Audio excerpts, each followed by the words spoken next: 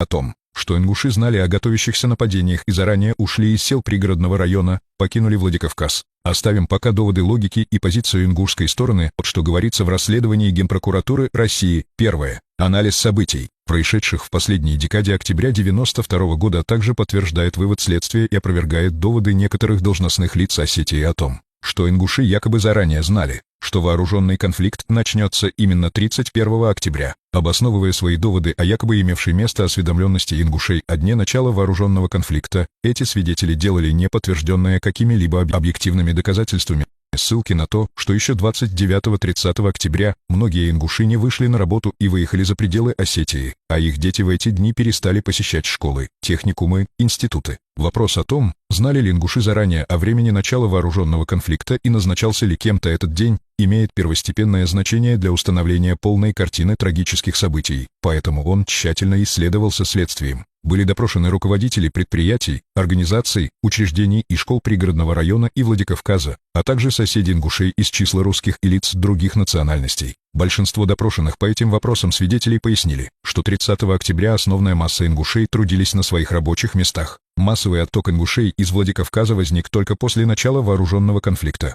Если некоторые ингушские семьи и отлучились из своих квартир и домов 30 октября на даче или к родственникам, то это было связано с наступающими выходными днями 31 суббота и 1 ноября воскресенье. Совсем не вяжутся заявления об осведомленности ингушского населения о дне начала вооруженного конфликта с тем, что в числе лиц ингушской национальности, которых с ведома органов государственной власти Осетии незаконно лишили свободы 31 октября и позже, то есть заложники, оказались командир несостоявшейся гвардии Ингушетии Беков и пользующийся уважением ингушского народа заместитель министра юстиции Осетии Батхиев, заместитель гендиректора Северо-Кавказского научно-исследовательского института сельского хозяйства Котиев, управляющий трестом «Кавказ», Транс, Строй Баркинхауев, замначальника следственного отдела МВД, полковник милиции Баркинхауев, народный писатель Ингушетии Базоркин Идрис, народный депутат Осетии Далаков и другие. Все они ингуши, кому как не этим лицам, в своем большинстве состоящим в Народном совете Ингушетии и поддерживающим требования о передаче пригородного района в состав Ингушской республики.